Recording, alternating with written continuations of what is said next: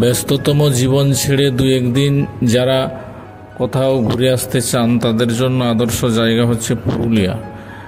যারা একটু নিরিবিলি জায়গায় থাকতে পছন্দ করেন, দু একদিন কাটাতে চান, তাদের জন্য বলবো আদর্শ জায়গা হচ্ছে মুরগুমা ড্যাম। এখানে যেতে গেলে হাওড়া থেকে আপনার ট্রেন আছে চক্রধরপুর প্যাসেঞ্জার, যেটা রোজ ছাড়ে 23টা 35 এবং পুরুলিয়া পৌঁছায় 6টা 20।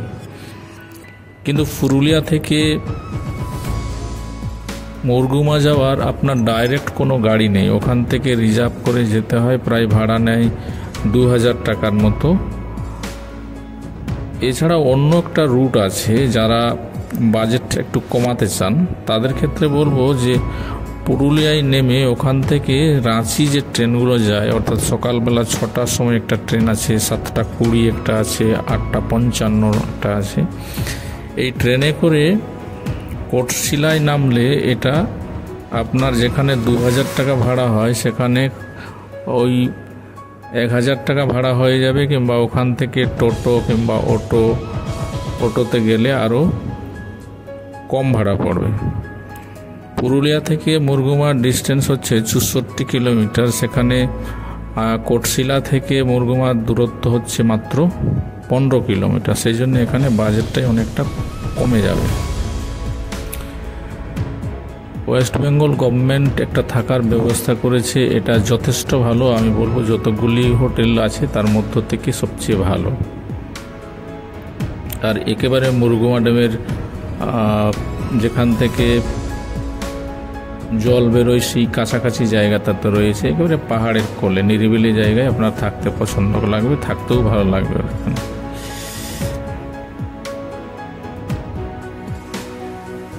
আমরা এখানকারই লোক, পুরুলিয়ারই লোক। আমি প্রায় মুরগুমা ড্যাম আজ 25-30 বছর ধরে যাচ্ছি। যখন নাকি থাকার কোনো ব্যবস্থা ছিল না, তখন একেবারে শেষ দিকে মুরগুমা ড্যামের যেখানে জলগুলো বার হয় সেই দিকটায় পার্থবাবু বলে একজন একটা ওই তাঁবুতে থাকার ব্যবস্থা করেছিলেন। আমি দেখেছিলাম উনিই প্রথম মুরগুমাতে, এর আগে কিন্তু থাকার কোনো ব্যবস্থা ছিল না। উনিই প্রথম ওটা চালু করেছিলেন। সম্ভবত ওই টালিগঞ্জের দিকে বাড়ি, কারণ অনেক দিন আগে আমিও সেখানে গেছিলাম, তখন ওনার কার্ডেই দেখেছিলাম। তারপরে তো এখন প্রচুর হোটেল হয়েছে, থাকার ব্যবস্থা হয়েছে।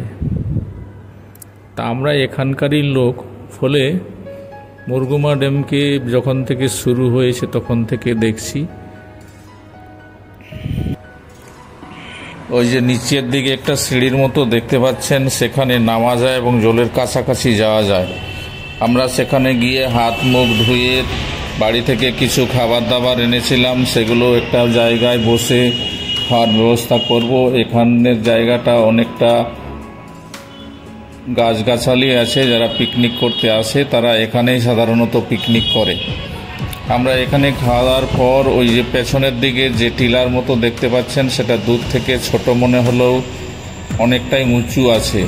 মনে হচ্ছে দৌড়ে যেন উঠে যাব, কিন্তু ওঠা যায় না, অনেকটা উঁচু আছে। আমরা খাওয়া দাওয়ার পর এখানে ওঠার চেষ্টা করব। আমরা এখানকার লোকের লোক, ফলে উঠতে আমাদের কোনো অসুবিধা হবে না। যারা পাহাড়ে কোনোদিন চড়েননি তারা চেষ্টা করবেন না, পড়ে যেতে পারেন, যে কোনো ধরনের বিপদ হতে পারে। আমরা বাচ্চা টাচ্চা সবাই উঠবো উপরে, আমাদের সঙ্গে থাকুন। ওয়েস্ট বেঙ্গল গভর্নমেন্টের যে হোটেল রয়েছে তার পেছনের দিক দিয়ে এই রাস্তাটা রয়েছে ওঠার। আমরা উপরে উঠেছি এবং উপর থেকে মুরগুমা ড্যামের দৃশ্য কীরকম সেটা দেখুন।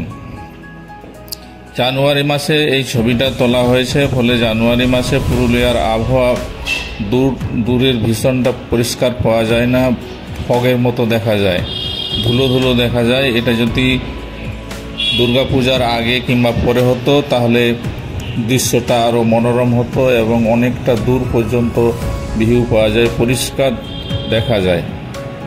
আমরা উপরে কিছুক্ষণ থাকার পর আমরা নিচের দিকে নামবো, কারণ হচ্ছে যে বিকেল হয়ে আসছে, সন্ধ্যা নেমে আসবে।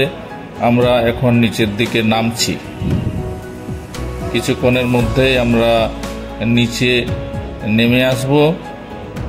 এবং বিকেল হয়ে আসছে যেহেতু বাড়ি যাওয়ার ব্যবস্থা করতে হবে।